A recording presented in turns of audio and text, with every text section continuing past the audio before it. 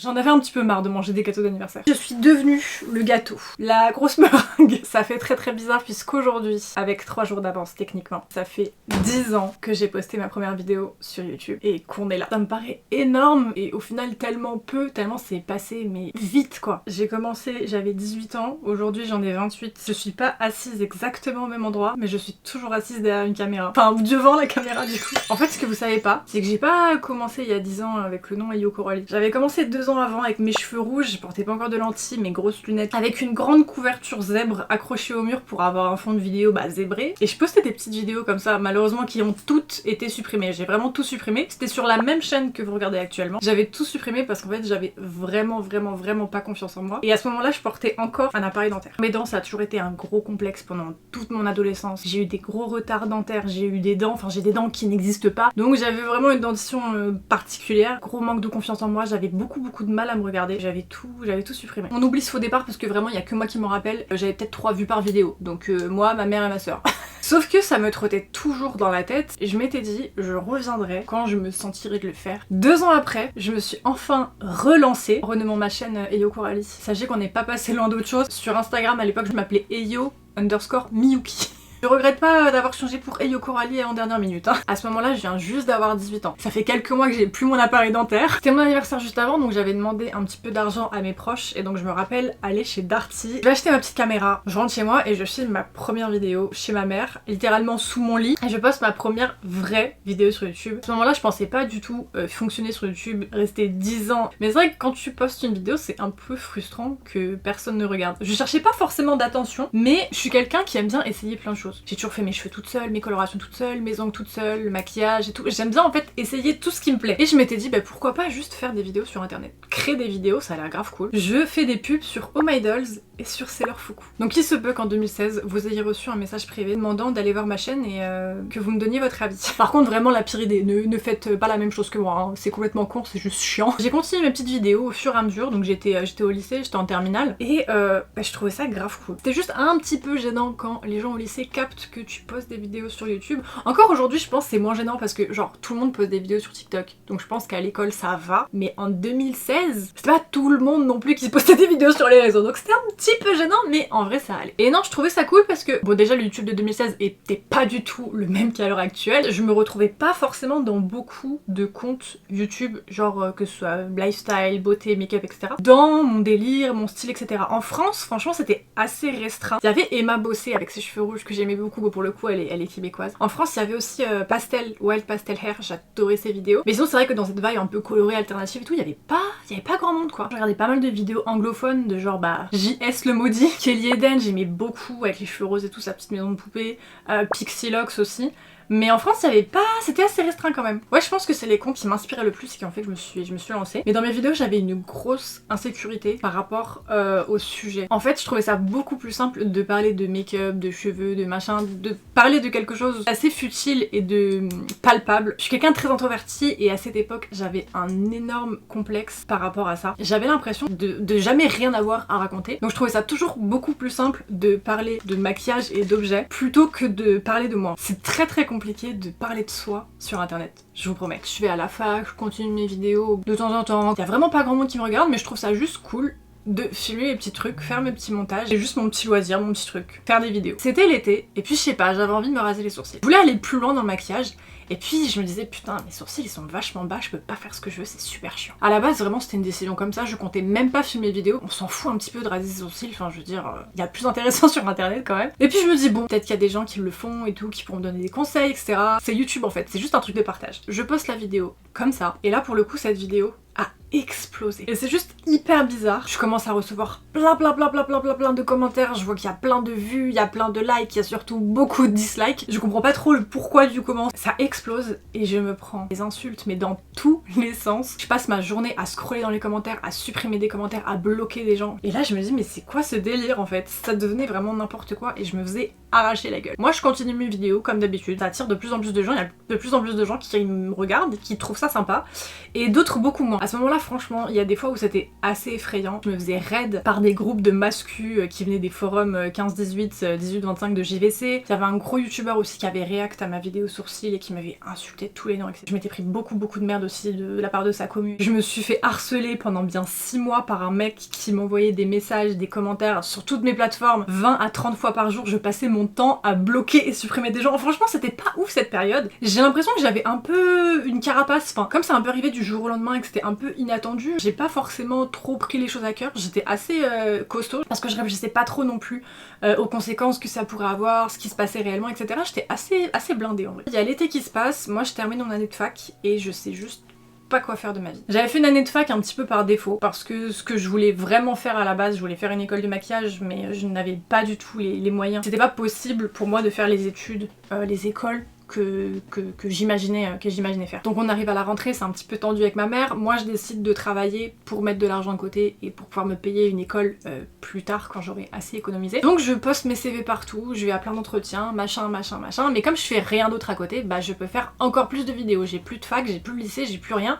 J'ai rien d'autre à faire que poster des CV et faire des vidéos. Et puis je commence en fait, enfin je débloque la monétisation sur YouTube, je débloque la monétisation et je commence en fait à gagner de l'argent en faisant des vidéos. C'est lunaire. À ce moment-là, moi je pensais pas faire carrière sur YouTube. Bien sûr, t'as forcément ce petit espoir au fond de toi de te dire vas-y, peut-être ça va marcher et tout, ça va devenir mon taf.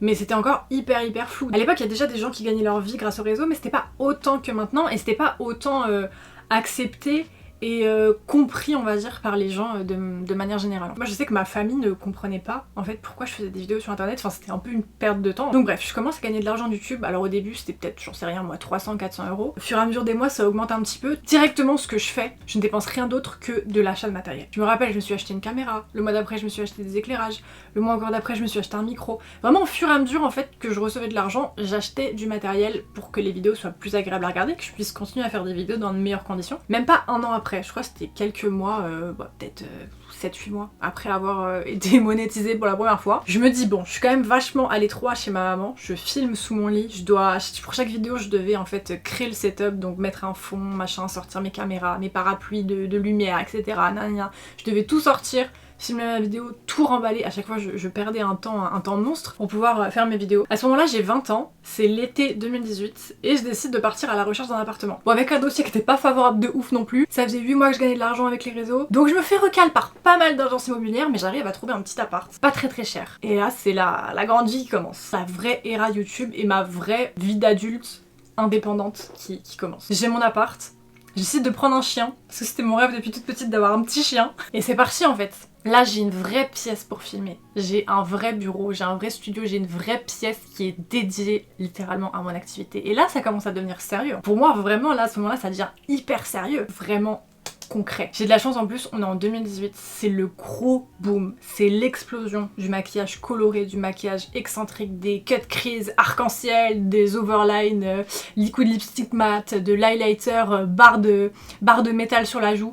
C'est l'explosion du maquillage coloré et j'ai eu beaucoup de chance d'être là au bon moment. Quelque chose qui est horrible sur les réseaux, t'auras beau créer le meilleur contenu qui existe, des vidéos incroyables, super bien filmées, un contenu génial, un montage soigné, la miniature léchée, si t'es pas là au bon moment, ça va être très compliqué. Et j'ai vraiment eu la chance d'être là où il fallait, au moment où il fallait. Et je m'en rendais pas forcément compte à l'époque, et c'est avec le recul, quand tu vois toutes les eras d'internet et du monde du make-up et de la beauté, qu'en fait c'était THE moment.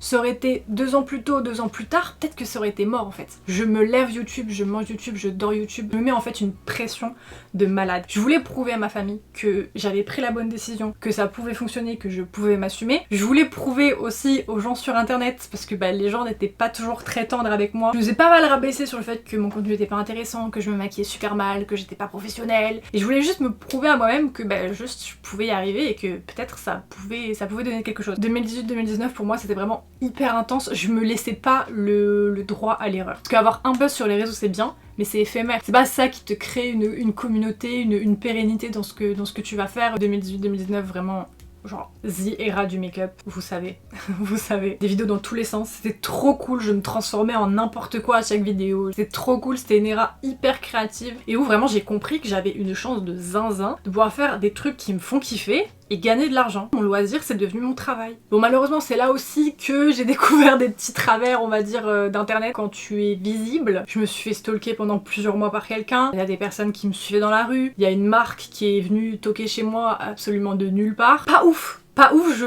j'étais un petit peu perdue. Je kiffais ce que je faisais, mais en même temps, je me sentais plus chez moi et c'était devenu toute ma vie. Il y avait de la place pour rien d'autre. J'avais plus aucun autre centre d'intérêt. Tous les trucs que je kiffais, j'avais tout mis de côté parce qu'en fait, j'étais tellement focus là-dedans. Plus rien à côté n'avait d'intérêt, n'avait de sens. Et je pense que c'était devenu un peu too much. Et il y a un moment où je me suis posée et je me suis dit, mais en fait, toute ma vie, ça va être ça. Ça va être que Internet. Je fais ma passion, c'est trop cool, mais en fait, je suis toute seule entre quatre murs. Derrière une caméra, je mange YouTube, je respire YouTube, je vais rien faire d'autre. Ça devenait un peu badant, en plus je me sentais plus très bien chez moi, dans mon appart, avec tous les problèmes que j'ai évoqués, etc.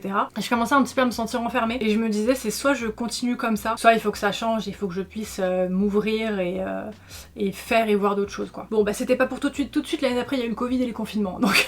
En 2020 on arrive un peu à la fin de cette ère là, je rencontre Dorian en 2020, ensuite je décide de déménager parce que vraiment chez moi ça va plus du tout. En 2021, j'achète. Ça me paraît toujours fou à l'heure actuelle. J'achète l'appartement dans lequel je suis. Sans internet, j'aurais jamais acheté cet appartement. Sans internet, où est-ce que j'en serais? J'en sais absolument rien. Mais c'est sûr que j'aurais pas acheté d'appart à 23 ans, ça c'est sûr. Bon, la banque reste quand même beaucoup plus propriétaire que moi de cet appartement. Mais quand même, moi dans ma famille, personne n'est propriétaire. C'était fou, c'était fou. En plus à 23 ans, c'est fou. Donc j'achète l'appartement, on déménage. À côté de ça, j'ai des projets de malade qui se lancent. J'ai nommé ces trois petits trucs là. Oh, 3 fois rien, 3 fois rien. Jusqu'à aujourd'hui, je pense, je comprendrai toujours pas pourquoi ils m'ont envoyé un mail à moi. Ils ont dû se dire ah merde, c'était pas elle qu'on voulait envoyer le message. Bon bah c'est trop tard. Oui allô, on voudrait faire une palette avec toi, mais alors tu fais ce que tu veux, est-ce que ça te dit ou pas?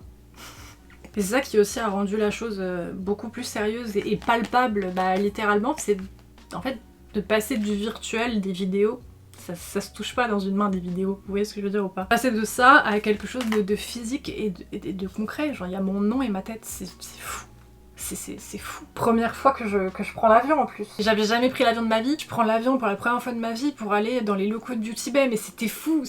Prendre l'avion dans ce contexte-là en plus, avec une opportunité de malade. Et c'était juste trop bizarre en fait. Si je vous dis, c'est vraiment le passage du virtuel au réel. C'est-à-dire qu'il y a des gens qui ont touché ces produits, qui se sont maquillés avec. Vraiment super bizarre comme sensation. Vraiment incroyable. Incroyable. J'étais dans un avion pour la première fois de ma vie grâce à internet et grâce au maquillage.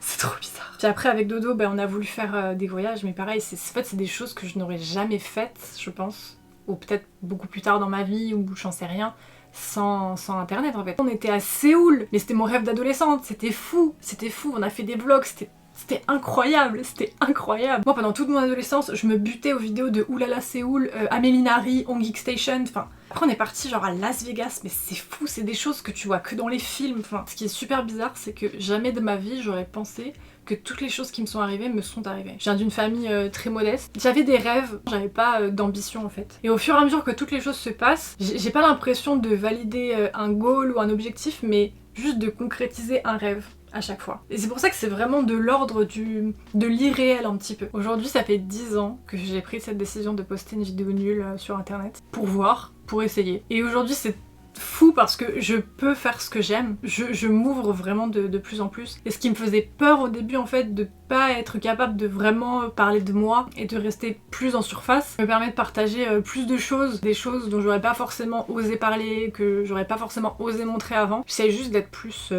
moi. Mais par exemple des vlogs du quotidien, j'aurais jamais osé il y a quelques années en arrière me lancer sur Twitch, mais j'avais tellement peur, mais c'est tellement cool de l'avoir fait. Je pense que j'ai plus de recul et de maturité, maintenant que j'ai 28 ans, ça fait bizarre, pour savoir vraiment ce que je veux faire et ce que j'aime faire, et de la manière dont j'ai envie de le faire. Au fond, j'aime bien juste le fait d'être une meuf qui filme chez elle dans son bureau, ses vidéos tranquilles. Ça n'a pas de prix. C'est vrai que pendant cette vidéo, je vous ai pas beaucoup parlé. Peut-être qu'on garde le meilleur pour la fin, mais tout ça, ça serait jamais arrivé si personne n'avait regardé ce que j'avais fait. Que ce soit des gens qui ont cliqué juste par curiosité, parce que ça les intéressait, parce qu'ils voulaient me chier dessus à cause d'une vidéo sur les sourcils, parce que je les ai harcelés sur Oh My Dolls et Sailor Fuku pour qu'ils regardent ma vidéo. Je suis désolée encore une fois. Sur les réseaux, les gens n'existent pas si on regarde pas ce qu'ils font, si on leur accorde pas le temps d'aller regarder ce qu'ils font. Et le temps, il s'avère que c'est un des trucs les plus précieux qu'on a apparemment. Donc merci de m'avoir accordé un petit peu de votre temps. On se rend pas compte qu'un clic, un scroll sur internet, ça peut changer la vie de quelqu'un en fait. Donc merci infiniment de m'avoir offert ce que j'aurais vraiment jamais imaginé en filmant sous mon lit chez ma mère.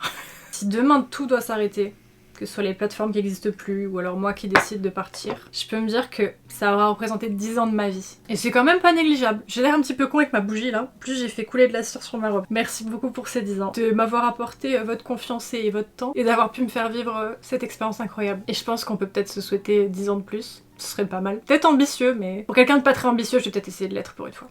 Merci.